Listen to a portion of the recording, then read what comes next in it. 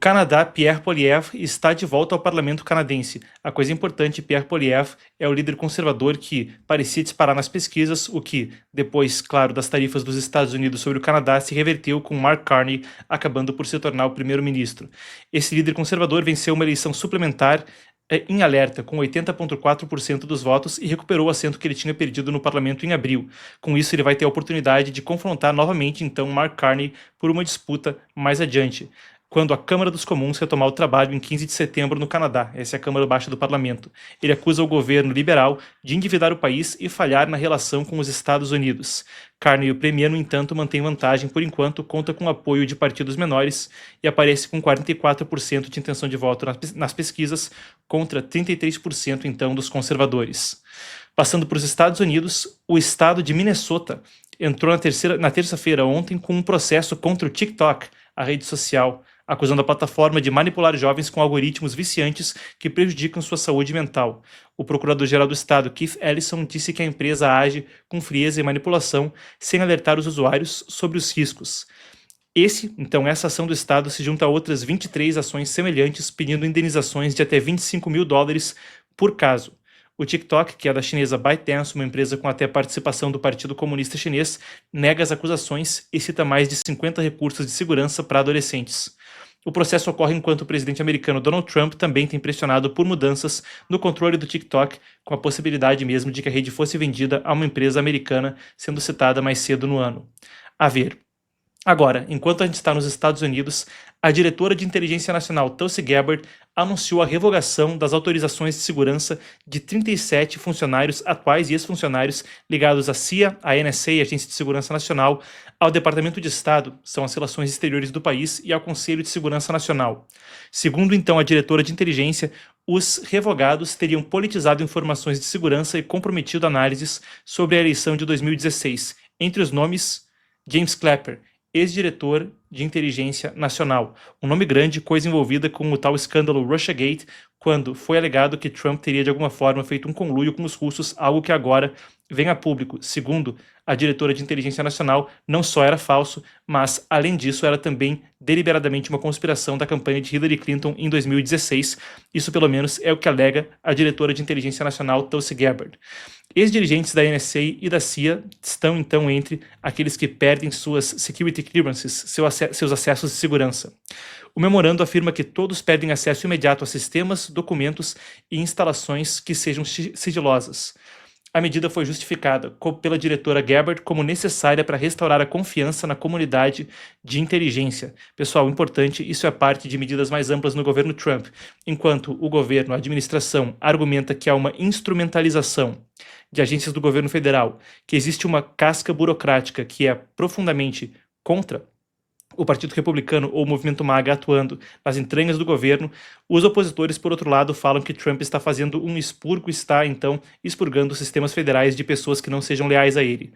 Bom, a opinião fica para o público. O que a gente tem aqui para mostrar é a fala da diretora Tulsi Gabbard, então, a diretora de Inteligência Nacional, que decidiu pela remoção dessas licenças de acesso de segurança, falando a Fox News ontem à noite. Vamos conferir.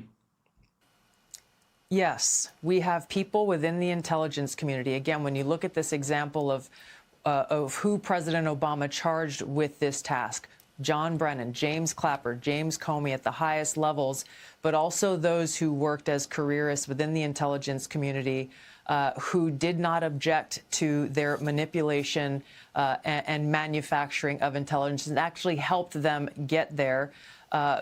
All moving towards their partisan interests, that they were not happy with the outcome of this election, and they were willing to do whatever it took in order to try to undermine President Trump's administration during his first term in office. These are bad actors that have to be rooted out. Our national security depends on it. The ability for the American people's trust to be earned back depends on exposing the bad actors and holding them accountable. And that's what President Trump is determined to do. Muito bem, acompanhamos então a fala da diretora de Inteligência Nacional, a gente aguarda os próximos passos. Ela havia dito, quando foi confirmada pelo Senado no cargo, que uma das suas prioridades era restaurar então a confiança na comunidade de inteligência americana. Agora, partindo para a questão migratória, coisa polêmica que tem também repercutido na imprensa. O governo dos Estados Unidos anunciou novas regras de imigração que tornam mais rígida a análise de pedidos para morar, estudar ou trabalhar no país. De que forma? Qualquer ligação com grupos terroristas, ideologias antissemitas ou atitudes consideradas, aspas, anti-americanas vai contar muito quanto ao se o solicitante pode ou não entrar no país. Isso poderia levar à recusa, mesmo que outros requisitos sejam atendidos. Essas mudanças estão valendo de imediato e também afetam vistos de trabalho e investimentos. Segundo, então, o USCIS, o objetivo, a agência que processa os vistos, a agência que participa da decisão, o objetivo é garantir que só sejam aprovados pedidos de quem respeite as leis e valores do país.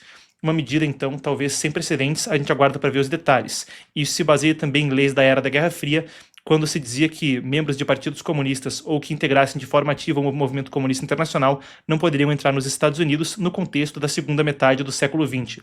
Agora, então, parece ser algo que revive esse espírito. Os detalhes a gente vai descobrir mais adiante conforme forem divulgados ou conforme as pessoas forem tentando conseguir os vistos e recebendo a recusa ou o aceite. Agora, falando nisso, a gente vai para um pouco da crise diplomática entre Brasil e Estados Unidos. Os Estados Unidos aceitaram o pedido de consulta do Brasil na Organização Mundial do Comércio, OMC, sobre as tarifas de 50% impostas a produtos brasileiros. A entidade anunciou na terça-feira à noite, a gente tem aqui a imagem então também do documento da Organização Mundial do Comércio. As tarifas foram decretadas no início do mês por Trump em resposta ao que ele chamou de uma caça às bruxas contra Jair Bolsonaro, aliado político que enfrenta julgamento por tentativa de golpe após as eleições de 2022.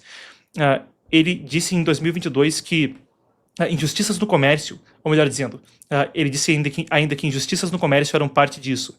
Isso envolve também uma investigação, a gente vai passar por isso mais a fundo no programa de hoje. Num documento enviado à OMC, Washington disse que a medida é uma questão de segurança nacional, as tarifas e as investigações, e, portanto, não estaria sujeita à revisão pelo mecanismo de disputas da OMC.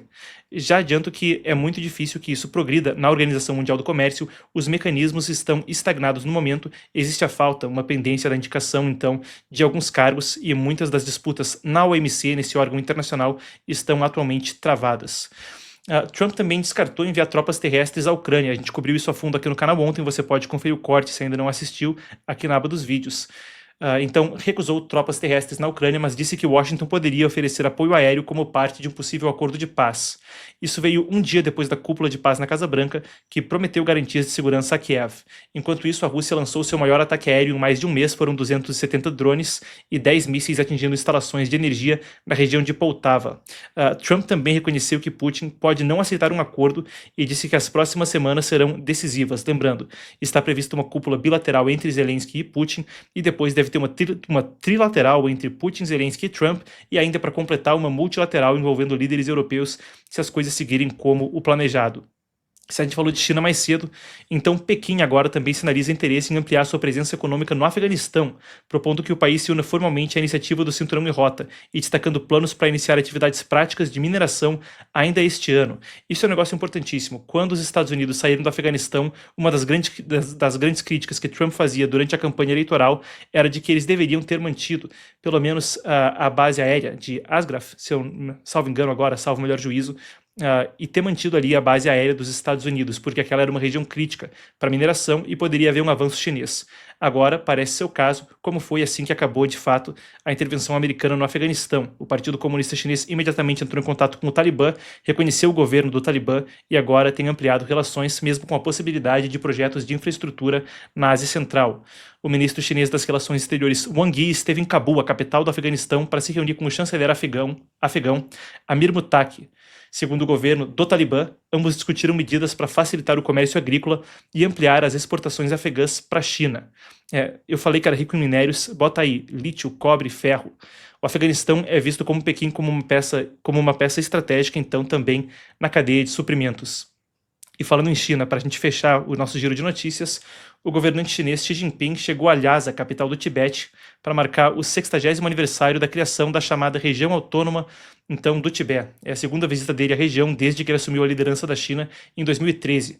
Lembrando, depois da Revolução da República Popular da China ter sucesso em 1949, estabelecendo o governo do Partido Comunista Chinês, a ditadura depois progrediu para uma anexação violenta do Tibete, uma coisa que culmina até hoje em polêmica. Depois teve a fuga do Dalai Lama para a Índia e a região foi oficialmente designada como autônoma pelo Partido Comunista, embora grupos de direitos humanos acusem Pequim de repressão, e não fica só neles, a repressão religiosa é disseminada na região do Tibete.